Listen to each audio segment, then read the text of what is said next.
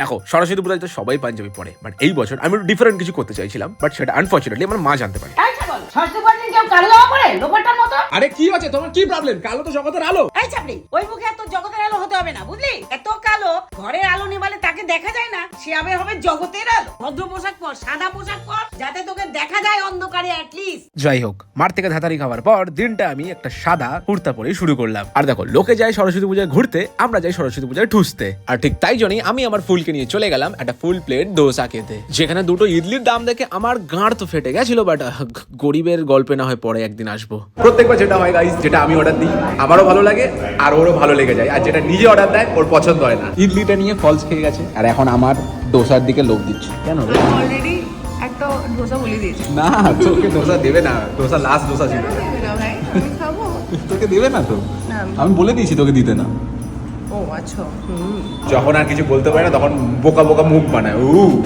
আর দেখো, লাইফে যাই করে না মানে কেন, ক্রিয়েটারদের সাথে কখনো খাবার খেতে যাবে না, কারণ তাদের খাবারের বেশি ইন্টারেস্ট থাকে না, খাবারের ফটোতে বেশি ইন্টারেস্ট থাকে। আর এই খাবারের আমি তারিফ করতে যাচ্ছিলাম, বাট তখনই আমার ফুলের নজর যায় রোদের দিকে। কত সুন্দর রোদ বেরিয়েছে, আমার ফটো নাও না। আবার ফটো কি দরকার আছে? তুমি তো বললে আমি খুব ভালো লাগছে দেখতে, তাহলে ফটো নাও। আর তারপরে আমার মত করে বন্ধুকে আমাদের গাড়ির ড্রাইভার বানিয়ে ব্যাক সিটে বসে আমরা বেরিয়ে পড়ি সরস্বতী পূজায় ঘুরতে।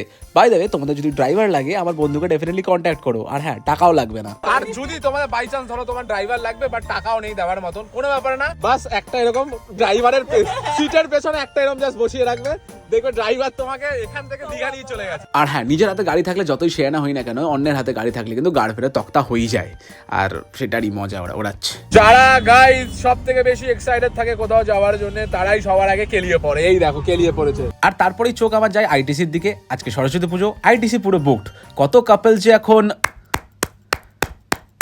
না মানে প্রেম করছে, আই মিন। তো গাইস লাইফে প্রথমবার আমি আসলাম ইকো পার্কে। তাও এসছে এত অন্ধকারে। আরে তুমি তো ব্যাপারটাই বুঝছো না, অন্ধকারে কেন এসেছি। আমি আছি, তুমি আছো, অন্ধকার আছে, বাট আমি অন্ধকারে গেলে তুমি আমাকেই খুঁজে পাবে না, কারণ একাতে আমি কালো, আর ওই অন্ধকারে গেলে পুরো মিশে যাবো অন্ধকারের সাথে। আমাকে একটু কোলে নাও না, আমি আর হাঁটতে পারছি না। কোলে তো তোমাকে নেবো, চলো। বাট এখানে ইকো পার্কে না, অন্য কোথাও। আর তারপরে আমরা রাখালের মতন একটু ইকো পার্কে ঘুরলাম। ইকো পার্কে একটা বিড়ি খোরকে বিড়ি খেতে ধরলাম, বাইরে বেরিয়ে 150 টাকার ফুচকা খেলাম, নিজের একটু জল খেলাম, আর সেই জলটাই আবার প্রকৃতিকে ফিরিয়ে দিলাম। যারা বিড়ি খায় তাহলে এটা রিলেট করতে পারবে। বিড়ি টানার পরেই নিচ থেকে একটু চাপ আসে, আর এই চাপ আসতেই মাঝে মাঝে 1-2টা হাওয়া বেরিয়ে যায়। তাই আমরা এখন ডিসকাশন করছি যে কে গাড়িতে পেরেছে। অ্যাজ ইউজুয়াল দীপুর দিকে আঙুলটা গেছে। আর এই হাসিটা মজা করতে করতে কখন যে দিনটা শেষ হয়ে গেল বুঝতেও পারলাম না। আই গেস কাছের মানুষদের সাথে 5 ঘন্টাটাও যেন 5 মিনিটের মতন লাগে। খুশিকে দেখে লাগে যে বাপের বাড়িতে ফিরে এসছে 2 দিনের ছুটিতে, তাড়াতাড়ি আসবে। হ্যাঁ, এনজয় করো বাপের বাড়িতে। তো এই ছিল আমাদের সরস্বতী পুজোর দিন। তোমরা সরস্বতী পূজা কি করে কাটিয়েছো প্লিজ আমাকে কমেন্ট করে জানিও।